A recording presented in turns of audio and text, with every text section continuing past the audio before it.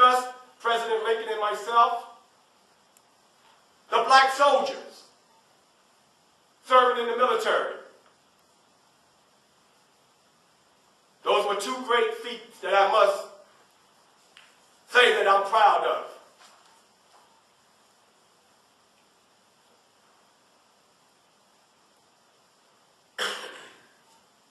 During the time of the untimely death of President Lincoln,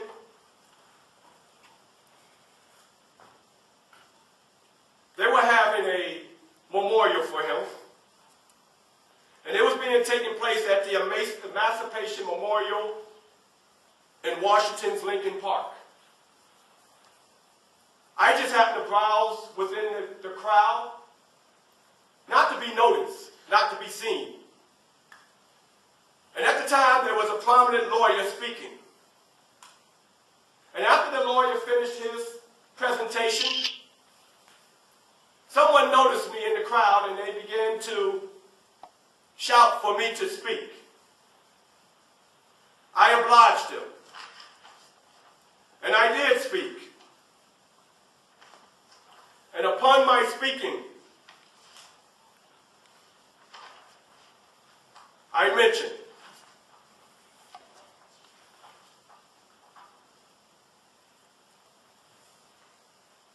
that President Abraham Lincoln was a white man's president. And being a white man president, he was slow in reacting. And in his slothfulness, we as the American slaves, we waited to see was this president a president of his word.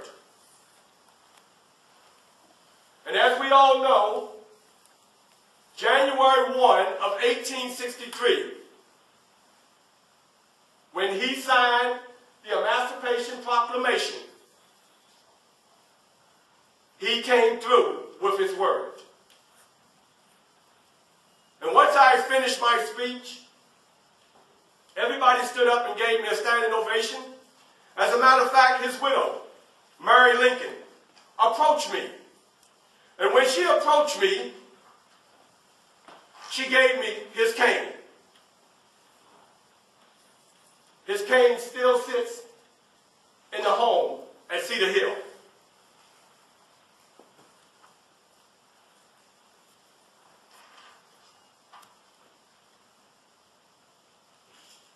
In 1882, my beautiful wife of 40 years, Miss Annie Mary Douglass, died.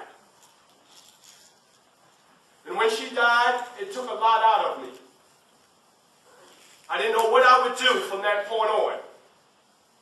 But thanks to a good friend of mine, activist Ida B. Well, who stuck by my side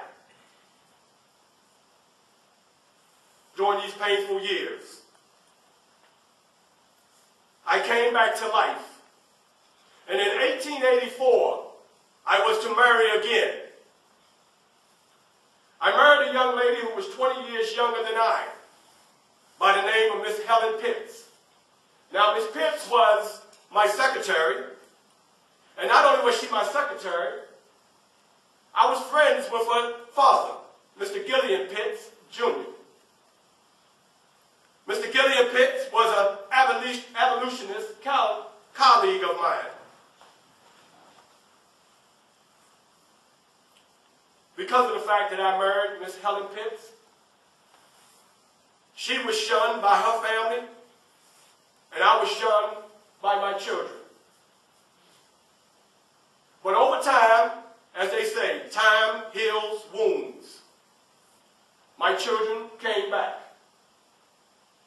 And Helen and I, we traveled to England, France, Italy, Egypt, Greece, from 1886 to 1887. Well,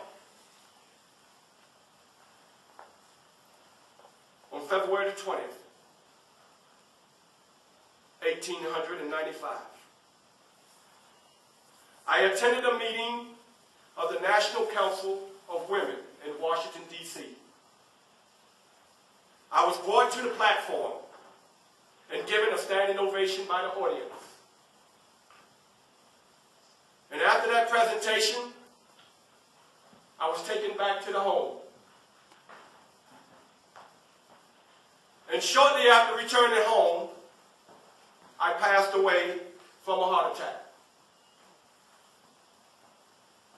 I am currently buried in Mount Hope Cemetery in Rochester, New York.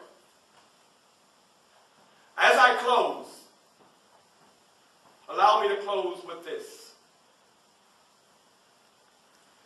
In my life, I sought to embody 3 successful keys. And they are: always believe in yourself, take advantage of every opportunity, and use the power of spoken and written language to effect positive change for yourself and society. And as I leave you with this. Agitate, agitate, agitate, agitate.